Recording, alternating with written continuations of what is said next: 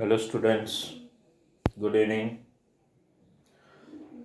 મોર્નિંગમાં મેં જે લેક્ચર મોકલ્યો હતો ને ધેટ વોઝ લેક્ચર નંબર 4 બરાબર ને લેક્ચર નંબર 5 એમાં મેં જે તમને વર્કિંગ આપ્યું હતું ને લેક્ચર 5માં એ 17 to 15 એક્ઝામ્પલ મેં તમને કેલ્ક્યુલેટ કરવા માટે આપ્યા હતા. અન્ડરસ્ટુડ. લેક્ચર નંબર 6માં આપણે WP પૂરું કરશું. એટલે હોમવર્કમાં 17 to 30 એ બધા સમ હશે. અન્ડરસ્ટુડ. એમાંથી અમુક એક્ઝામ્પલ્સ જે છે ને ધેટ ઇઝ ફ્રોમ WP3 એટલે WP1 એ આપણે સોલ્વ કરાવીએ છીએ. અમુક હું કરાવીશ તમને મેસેજ મેં જો એડવાન્સમાં મોકલી જ દીધો છે. અન્ડરસ્ટેન્ડ. એક 17 ગણવાના છીએ, 19, 24 ગણશું, એક 25 ગણશું ને 29. અન્ડરસ્ટેન્ડ. મેં ઓલરેડી મેસેજ મોકલી દીધો. જો વી વિલ સ્ટાર્ટ એટલે એ સાથે આપણું WP1 પૂરું થઈ જશે. બરાબર. હવે જો 17 સમ પહેલા આપણે ગણીએ. અહીંયા ધ્યાન આપતા જજો બધા. સમ નંબર 17 એમાં શું કીધું છે કે એક ટ્રેપેઝિયમ કીધો છે તમને. માની લો કે આવી રીતે એક ટ્રેપેઝિયમ છે. તમને યાદ હોય તો આપણે ટ્રેપેઝિયમ વાળો એક સમ ગણી પણ ગયા. આ થોડો ઘણો તો ઈ જ છે. અને એવું કીધું છે AB પેરેલલ ટુ CD. એટલે હું AB અહીંયા લખું છું. ABCD. તમને ક્વેશ્ચન એ થશે કે ભાઈ પહેલા તો આપણે ABCD આમ લખતા હતા, પણ એમાં એક કન્ડિશન છે. જો AB એ પેરેલલ ટુ CD બરાબર, પણ AB ટ્વાઇસ CD એટલે AB આનાથી તો બિગર સાઈડ હોય ને. કહેવાનો મતલબ આ બીજું કંઈ નથી. આમાં AB ઇક્વલ હું અહીંયા વચ્ચે ખાલી લખું છું, અથવા અહીંયા લખું AB ઇક્વલ ટુ 2CD એવું આપેલું છે. અને એવું કીધું છે કે એના જે ડાયગોનલ છે ને એ ઇન્ટરસેક્ટ કરે છે એ પોઈન્ટ ઉપર, O પોઈન્ટ ઉપર. બરાબર ધ્યાન રાખજો. O પોઈન્ટ ઉપર તમારા બેયનો રેશિયો ગોતવાનો છે. તો એરિયાનો રેશિયો ગોતવા માટે બેઝિક તો તમારા માઇન્ડસેટમાં હોય જ ને. શું? આ બંને ટ્રાયંગલને કોંગ્રુઅન્ટ યાદ છે ને. આ એક ઓલ્ટરનેટ એંગલની પેર એ તો મેં તમને આપણે એક સમ ગણ્યું એમાં હતી. આ એક અને બીજી આ પેર ન લેવી હોય તો આ લઈ શકો. વર્ટિકલી ઓપોઝિટ એંગલ છે જ ને. તો લખવાનું 4. આ ટ્રાયંગલને નેમ આપો triangle AOB and triangle COD. આ ઉપરવાળો ટ્રાયંગલ. પેલી એંગલની પેર હું બતાવી દઉં. આને નામ આપવું હોય તો શું આપવું પડે? CDO અને આ OBA થાય ને. ઊંધો Z શેપ લીધો, ઓલામાં ચતો લીધો, ગમે એમ તમે તો લઈ જ શકો, પણ પેલા એવું મેન્શન કરવું પડે. અહીંયા AB અહીંયા ઉપર લખી નાખવાનું. AB પેરેલલ ટુ CD લખવાનું. તો ચાલો પેલી પેર CDO ઇક્વલ ટુ OBA. શું લખશો બ્રેકેટમાં? હું ખાલી ઓલ્ટરનેટ લખું, તમારે લખવાનું ઓલ્ટરનેટ એંગલ્સ. અને બીજી પેર તો મેં એક નવી લીધી, આ AOB understood equal to COD. હું શોર્ટમાં લખું, તમારે ફૂલ લખવાનું વર્ટિકલી ઓપોઝિટ એંગલ. થઈ ગયું? તો ધેરફોર આ બંને ટ્રાયંગલ કેવા થઈ ગયા? સિમિલર થઈ ગયા ને. Triangle AOB similar to triangle COD એવું થઈ ગયું. By which postulate AA. તો કોરસ્પોન્ડિંગ સાઇડના રેશિયો. બે ટ્રાયંગલ સિમિલર હોય તો એરિયાનો ratio equal to square of corresponding side. એટલે આ હું લખી શકું ને AOB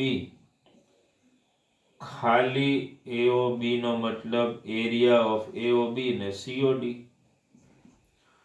ઇક્વલ ટુ આમાંથી જો ગમે રેશિયો જો અહીંયા ધ્યાન આપજો હું એક જ લઈશ એટલે AO square upon CO square થાય OB square upon OD square થાય AB square upon CD square થાય એમાં મને ઇન્ટરેસ્ટ છે એટલે એ લઉં છું શું કામ છે એ તમને ધ્યાનમાં આવી જશે આ જો રિલેશન આપ્યું છે AB ઇક્વલ ટુ CD આમાં CD ને તમે અહીંયા લઈ ગયા હો તો AB અપોન CD 2 થાય ને તો શું મળે બોલો AOB upon COD equal to AB upon CD એટલે 2 upon 1 whole square. Therefore, શું મળ્યું AOB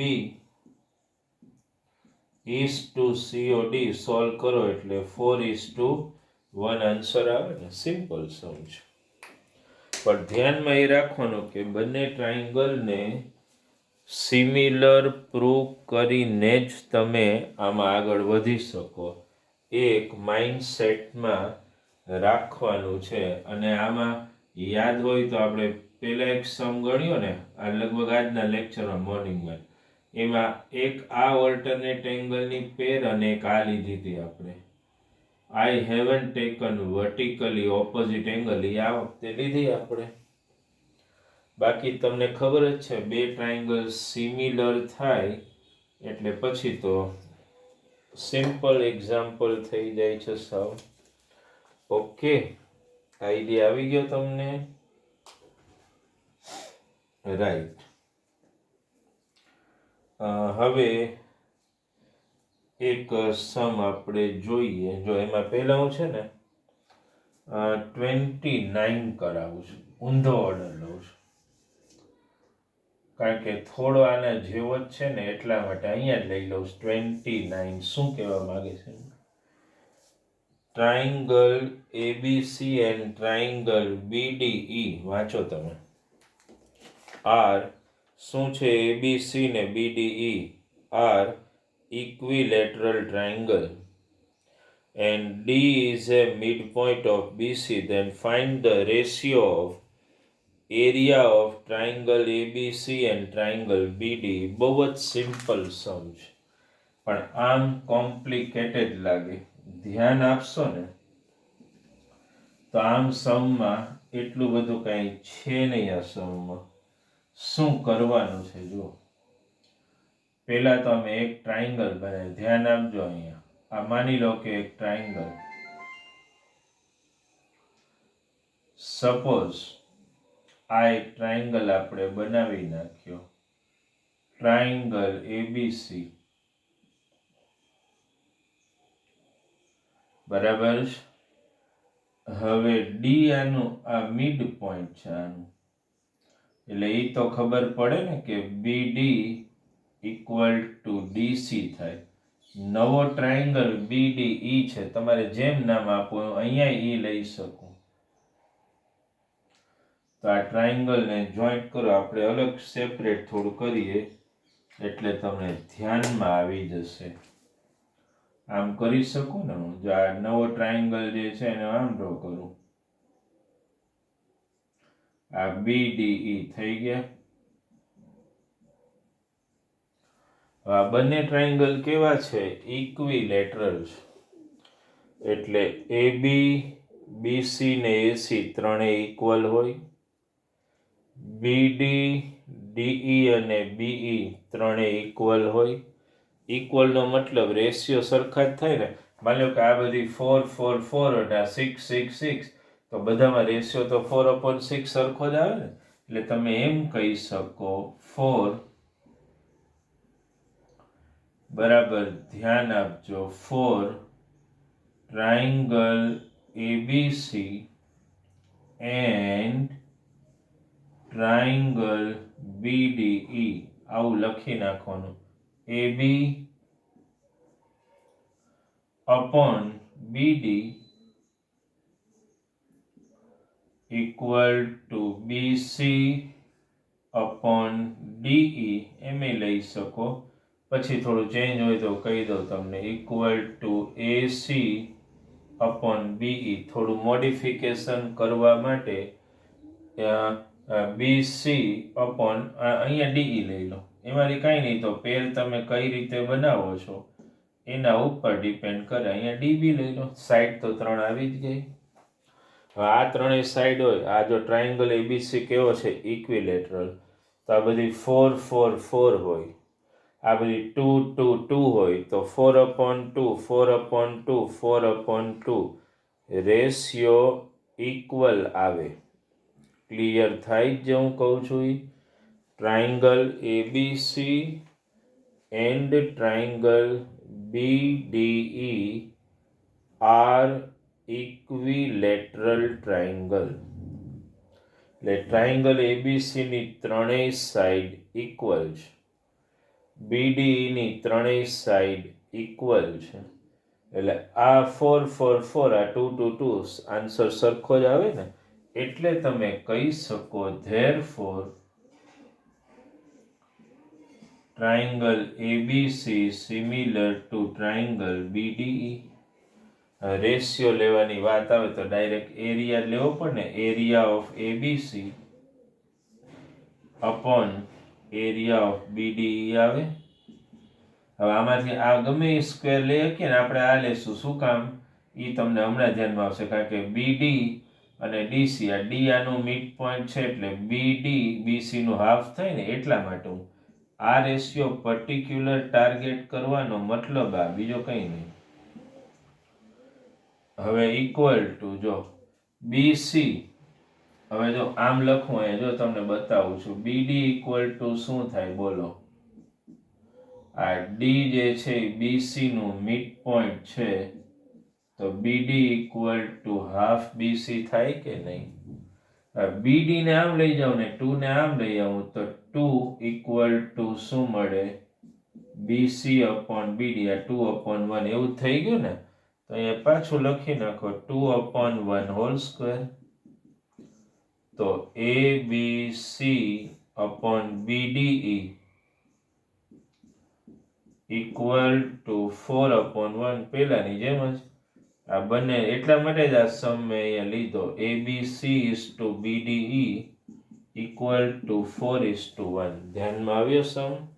સિમ્પલ છે, એટલો કોમ્પ્લિકેટેડ સમ કાંઈ છે નહીં, બરાબર છે? Is it clear in your mind? 17 અને 29 બેયમાં કોન્સેપ્ટ, આમાં કયા કોન્સેપ્ટનો યુઝ આવ્યો? અહીંયા કયા કોન્સેપ્ટનો યુઝ આવે કહી શકશો તમે? બાય S એવું થયું ને, ત્રણેય કોરસ્પોન્ડિંગ સાઈડના રેશિયો સરખા છે. તો આ એક સમ નંબર 29 મેં ગણાવ્યો, બરાબર છે? હવે જુઓ, આફ્ટર સમ નંબર 29 હવે હું એક ગણાવું છું 19 સમ, અને હોમવર્ક જે છે ને હું તમને નંબર મોકલું, સમજ્યા તમે? કારણ કે મારે થોડું WP1 માં એ જોવું પડશે કે બેઝડ ઓન પાયથાગોરસ પાછા લેવાઈ ગયા છે કે નહીં, કારણ કે એ હજી કરવાનું છે આપણે. અન્ડરસ્ટુડ? એટલે એ એક વસ્તુ ધ્યાનમાં થોડી રાખવી પડે, રાઈટ? જો નંબર 19 એકવાર રીડ કરો, શું કહેવા માંગે છે સમ નંબર 19 માં? A girl of height 90 centimeter છે ને, is walking away from the base of a lamp post at a speed of 1.2 meter per second.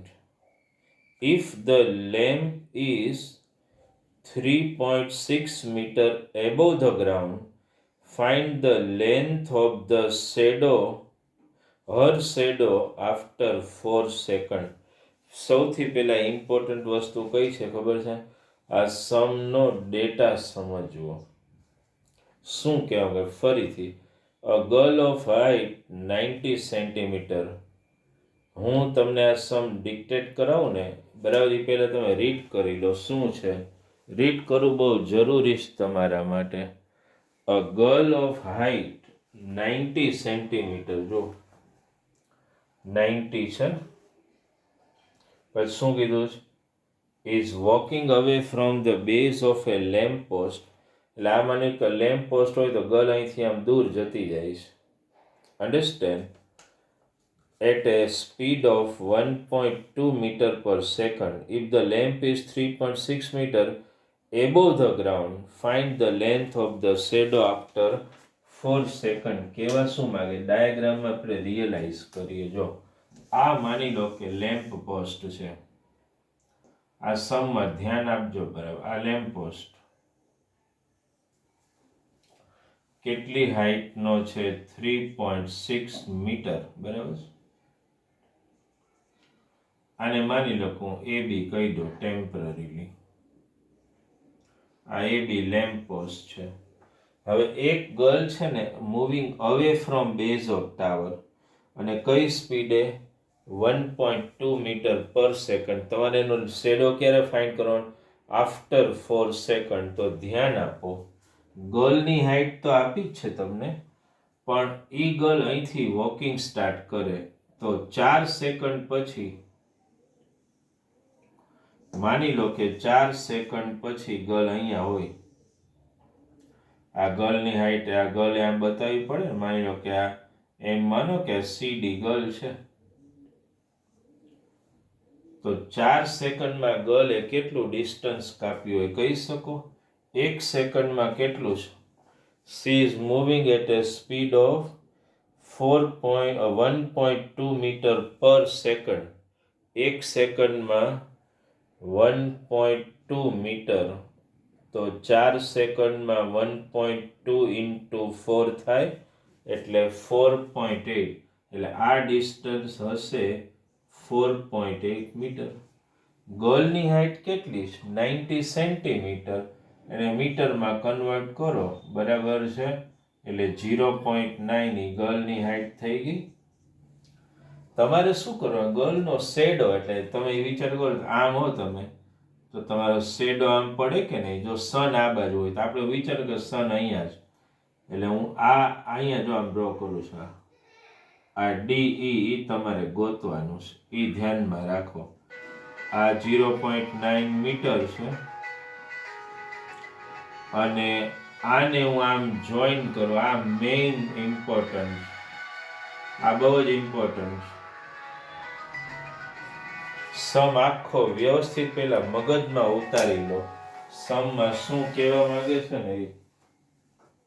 Understood? હવે ધ્યાન આપો. આ લેમ્પ પોસ્ટ છે. લેમ્પ પોસ્ટ આમ સીધો જ હોય એટલે આ 90 ડિગ્રી હોય. આ ગર્લ આમ ઊભી હોય એટલે આ પણ 90 ડિગ્રી જ હોય. આ બે ટ્રાયંગલ તમને દેખાય છે. જો આ ટ્રાયંગલનું નામ બોલો તો સી ડી એમાં એંગલ ઈ આવ્યો. આખા ટ્રાયંગલનું નામ બોલો એ બી એમાં પણ ઈ આવ્યો. તો ઈ શું થયો? કોમન એંગલ થયો કે નહીં? બરાબર સમજો. આપણે રેશિયો જ આમ લેવાનો છે. આમ આઈડિયા આવી જાય. A B upon CD equal to BD upon BD upon BE. અહીંયા કાંઈ નથી એટલે એક્સ લઈ લો. હવે સમજો, જે હું લખું છું ને એ 4 ટ્રાયંગલ, પેલા આખો ટ્રાયંગલ લખું છું એ બી. મારી પેન રોલ થાય ને એટલે સમજી જવાનું. ટ્રાયંગલ એ બી એન્ડ આ સ્મોલર ટ્રાયંગલ સીડીઈ. આ બે ટ્રાયંગલમાં પેલા એંગલની પેર બતાવો. એંગલ બી એટલે આ મોટા ટ્રાયંગલમાં, આમાં એંગલ ડી. શું કામ? કોંગ્રુઅન્ટ રાઈટ એંગલ, એક તો ખબર પડી જાય. અને બંનેમાં angle E equal to angle E બેયના નામમાં જો સીઈડી બોલો કે એઈબી બેયમાં આવે છે તો શું લખવાનું કોમન એંગલ તો આ બે ટ્રાયેંગલ સિમિલર થઈ ગયા કે નહીં કયા triangle ABE similar two triangle CDE એવું થઈ ગયું બે ટ્રાયેંગલ સિમિલર હોય તો કોરસ્પોન્ડિંગ સાઇડના રેશિયો અહીંથી લેવા માંડો જો AB અપોન આ લેવું હોય તો CD ઇક્વલ ટુ BE ખબર પડે ને અપોન DE AB તો 3.6 છે જ CD 0.9 છે BE એટલે બેયનું પ્લસ લેવું પડે ને 4.8 પ્લસ x અપોન DE એટલે x થાય આ થોડું ઇરેઝ કરી નાખશું two continue this example here બરાબર આ સમ થોડો રફ કરી નાખીએ હવે શું થશે કયો મને બસ આમાં કેન્સલેશન બેયમાં એક જ પોઈન્ટ છે એટલે ઉડાડી શકો ને 9 4 જા તો શું મળ્યું બોલો 4 ઇક્વલ ટુ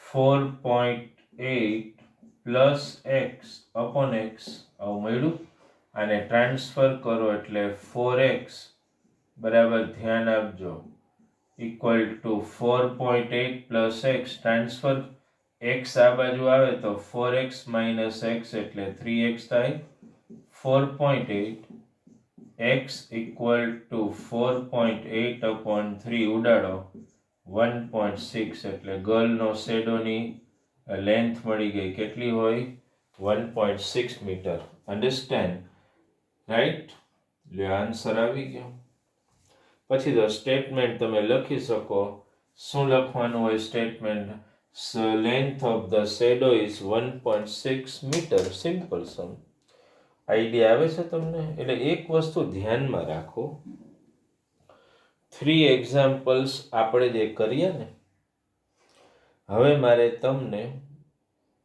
30 સુધીમાં જે એક્ઝામ્પલ સોલ્વ કરવાના આપવાના છે એ હું તરત લેક્ચર તમને મળે ને એની પહેલાં હું તમને હોમવર્ક મોકલીશ અન્ડરસ્ટેન્ડ પહેલાં જે સમ ગણીએ આપણે એ કયા ગણીએ આપણે 17 ગણ્યો પછી 19 ગણ્યો 17 19 અને 29 હવે એ પ્રમાણે જે વર્કિંગ જે છે એ આપણે તમને આપી દઈએ અન્ડરસ્ટેન્ડ એટલે પછી નેક્સ્ટ લેક્ચર જે હું ઇવનિંગમાં ફરીથી મોકલીશ બીજો એમાં આપણે WP2 અને પાયથાગોરસ થિયરમ એને રિલેટેડ એક્ઝામ્પલ એ પતાવશું આમાંથી પણ 17 ઓનવર્ડ જે સમ હું સ્કીપ કરું ને હોમવર્ક આપું ત્યારે એ પાયથાગોરસમાં we are going to solve understood એટલે જે વર્કિંગ હું આપું એમાં ક્રાઇટેરિયા ઓફ સિમિલારિટી કમ્પ્લીટ થશે એટલે આ લેક્ચર આપણે શું કરશું અહીંયા જ એન્ડ કરી દઈએ છીએ અન્ડરસ્ટુડ તો આ એક વસ્તુ ધ્યાનમાં તમારે રાખવાની છે આ મગજમાં રાખવાનું અન્ડરસ્ટેન્ડ આ રીતે સમ તમે કરી શકો છો અન્ડરસ્ટુડ રાઈટ એક એક્ઝામ્પલ છે 25 એ ગણાવી દઈએ એટલે એ હું વર્કિંગમાં એને કદાચ મારે પાયથાગોરસથી નથી લેવું આ સમજાઈ ગયો ને સમ જોઈ લેજો બરાબર આ લેમ્પ પોસ્ટ અને ગર્લ અહીંથી આ વોકિંગ કરે તો 4 સેકન્ડમાં અહીંયા આવી લે સનનો આમ શેડો પડે ને એનો અહીંયા 1 સેકન્ડમાં 1.2 તો 4 સેકન્ડમાં 4.8 આ શેડો ગોતવાનો બાકી આ તો બધા મેઝરમેન્ટ આપ્યા છે આ બે ટ્રાયેંગલ દેખાય ને તમે એને સિમિલર આ રાઈટ એંગલ ને આ common angle similar triangle prove થઈ ગયા પછી તો રેશિયો જ લેવાનો છે AB upon CD equal to BE upon DE value મૂકીને સિમ્પલ કેલ્ક્યુલેશન એક જે છે ને એ સમ હું ગણાવી દઉં કારણ કે એ આપણે કદાચ પાયથાગોરસમાં લેવા નથી માંગતા એ, કારણ કે ઇક્વિલેટરલ ટ્રાયંગલના એરિયાની ફોર્મ્યુલા એ આપણે ઓલરેડી શીખી ગયા છો તમે, તો એનું ડાયરેક્ટ એપ્લિકેશન તમે એક સમમાં કરી શકો છો. That's sum number 25. જો એમાં શું કીધું છે, સમ નંબર 25 એમાં ઇક્વિલેટરલ ટ્રાયંગલ આપેલો છે અને એની પેરીમીટર 6a આપી છે. તમારે ગોતવાનું છે શું? અલ્ટિટ્યુડ એ ગોતવાની છે અને એરિયા પણ. તો હવે ધ્યાનમાં રાખજો, બહુ સિમ્પલ સમ છે આ ઇક્વિલેટરલ ટ્રાયંગલ. આ ઇક્વિલેટરલ ટ્રાયંગલ એબીસી થઈ ગયો, એની બધી સાઈડ ઇક્વલ હોય આપણને ખબર જ હોય. આ હું એક ખાલી અલ્ટિટ્યુડ ડ્રો કરી નાખું જે આપણે ગોતવાની છે, અને એરિયા પણ. હવે બરાબર સમજો, પેરીમીટર કેટલી આપીશ, ખાલી અહીંયા લખું પેરીમીટર કેટલી આપી છે, પેરીમીટર 6a. ટૂંકમાં પેરીમીટર એટલે આ ટ્રાયંગલની ત્રણેય સાઈડનું એડિશન હોય કે નહીં, AB BC ને AC. પણ ઇક્વિલેટરલ છે એટલે આને 3 થી ડિવાઈડ કરો એટલે આ બધી સાઈડ મળી જાય કે નહીં. પછી તમે AB કયો, BC કયો કે AC કયો, 1/3 6a એ તો ધ્યાનમાં આવી જાય. એટલે દરેક સાઈડ શું મળી ગઈ, 2a મળી ગઈ. એટલું તો ક્લિયર હોય ને, આટલું બેઝિક્સ તો તમને ખબર જ હોય કે ઇક્વિલેટરલ ટ્રાયંગલની ત્રણેય સાઈડ ઇક્વલ જ હોય, આપણે બધાને ખબર. ચાલો 2a મળી ગયું. હવે શું કરવાના, 2a મળે પછી કાંઈ નહીં, એરિયાની ફોર્મ્યુલા ડાયરેક્ટ. જો યાદ ન હોય તો યાદ કરાવી દો. ઇક્વિલેટરલ ટ્રાયંગલના એરિયાની આ ફોર્મ્યુલા √3/4, પછી ગમે એ સાઈડ લઈ લો. હું અહીંયા x² લખું. x એટલે AB લ્યો, BC લ્યો કે AC લ્યો, ગમે એ લઈ લો. અને એ તો AB BC કે AC ગમે મેઝરમેન્ટ તો 2a છે, 2a². તો √3/4 અને આ થશે 4a². એટલે ઉડાડી દો તો √3a એરિયા મળી ગયો. હવે એરિયાની એક બીજી ફોર્મ્યુલા અલ્ટિટ્યુડ વાળી તમને ખબર જ છે, શું બોલો? હાફ અલ્ટિટ્યુડ એટલે AD થાય ને ઇન્ટુ બેઝ BC. આ અલ્ટિટ્યુડ ને આ બેઝ એરિયા તો મળી ગયો છે તમને. શું? √3/4 આ હાફ અલ્ટિટ્યુડ તો આપણે ગોતવાની છે, બેઝ 2a. આ ઉડાડી દો, એક a ઉડાડી દો તો શું મળ્યું બોલો? √3 = AD. લો મળી ગયું. Therefore the length of, લખવું પડે ને, altitude is √3, understand, centimetre whatever જે આપી હોય. આ બહુ સિમ્પલ લોજિક છે. પેરીમીટર 6a હોય તો 3 થી ડિવાઈડ કરો એટલે ત્રણેય સાઈડ 2a 2a 2a તો મળી જ જાય. પછી તો કંઈ નથી. એરિયાની આ ફોર્મ્યુલા હંમેશા પરમેનન્ટલી યાદ રખાય ઇક્વિલેટરલ ટ્રાયંગલ માટે. You have proved it in 9th standard also. √3/4 x² એટલે આ ત્રણેય સાઈડના મેઝરમેન્ટ, તો 2a છે મૂકી દો. પછી અલ્ટિટ્યુડ ગોતવી છે એટલે એરિયાની બીજી formula half altitude into base. અહીંયા એરિયાની value half altitude into base value મૂકી દો. Okay. So dear student, here we are already completing the concept of similarity and various criteria of similarity, may it be AAA, AA, SSS, SAS. Now onwards, our lecture will be confined only for Pythagoras theorem, means similarity and Pythagoras only, and we will solve some example from WP1 based on Pythagoras, and some example from WP2. That will be last lecture to complete WP1 and WP2, which I will send you at around 8 o'clock, and you will send me the homework. Understand? Most probably by 10:30 સુધીમાં homework તમારું પૂરું થઈને મને મળી જાય. એટલે શું થાય કે આજના દિવસમાં WP1 WP2 with theorem complete થઈ જાય.